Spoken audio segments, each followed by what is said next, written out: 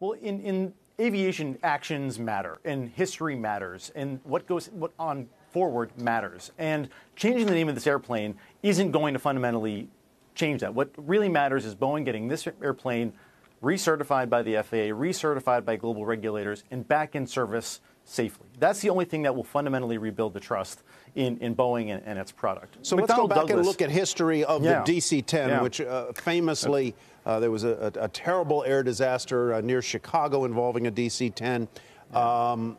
I don't remember the history of whether they tried to rename and rebrand that plane, but I do remember the history, and that was that plane went out of manufacture within a couple of years of those disasters. Yeah, so there was a really horrific air crash near Chicago in May of 1979. And the airplane, the DC-10 from McDonnell Douglas, was actually grounded for 37 days after that crash. And the airplane came back in the summer of 79. And all the summer plane tickets had been booked, so the plane actually flew full for the most part when it came back. It was about a year later that McDonnell Douglas actually found that public trust in the airplane was really shaken. About 5% of people said they would never touch the airplane, and 10% said that they had really grave concerns in the airplane's safety. So McDonnell Douglas tried a pretty extensive campaign in 1980 to make this airplane bring it back to life commercially and rebuild the trust in the public, in the eyes of the public.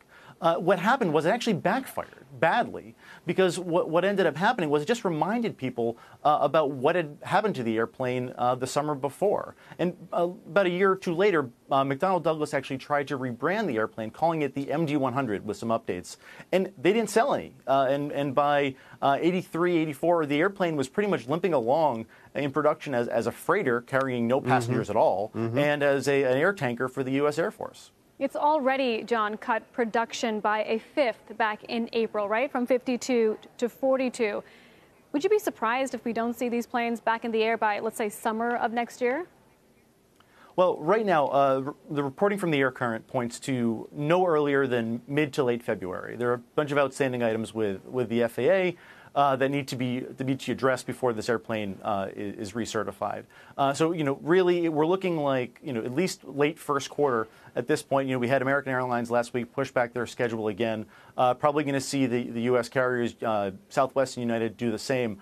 As this drags on, certainly this has an effect on the airplanes that have been continued to be produced. I mean, 42 airplanes a month on a manufacturing calendar is still 2 every single day. And there are hundreds of these airplanes piling up around Boeing's factories in the United States. Yeah, it seems to be in the eye of the storm right now. What about the wider fallout on its suppliers, like GE, which makes the engine? Yeah.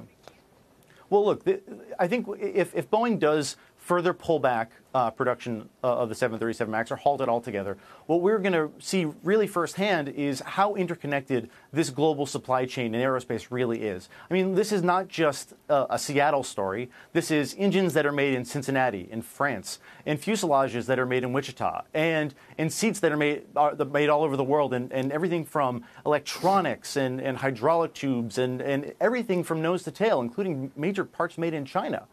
This is going to be, you're going to really see a major economic hit here. But certainly the main priority is getting the airplane back and back safely. So to some extent, that's going to take a back seat to getting this airplane really where it needs to be. So as an observer and a reporter in this area for a long time, John, what would you recommend Boeing do in terms of public relations when this aircraft is recertified? Would you suggest that they stay sort of below the radar, to use a horrible cliche in this context, but or should they go out and mount a campaign to try and rebuild confidence in the brand, or just kind of let it come back in stealthily, quietly, and make little of it? Well, history tells us that the hardest thing to do is doing nothing. And actually, that might be the right thing in this case, because you just have to let the airplane speak for itself and fly safely every day with the airlines that purchased it. The problem is, in looking at the history again with what happened with McDonnell Douglas, is that there were actually 2 more crashes of DC-10s that were totally unrelated to the grounding later in '79. And that's one of the big risks that ends up, that may happen here, that something totally unrelated may happen to the airplane that has nothing to do with what has caused the grounding. So again, going forward, we're just going to have to see the airplane fly and fly safely. And that's ultimately going to be what revalidates it in the eyes of the public. No PR campaign will be able to do that on its own. Jon, thank you very much.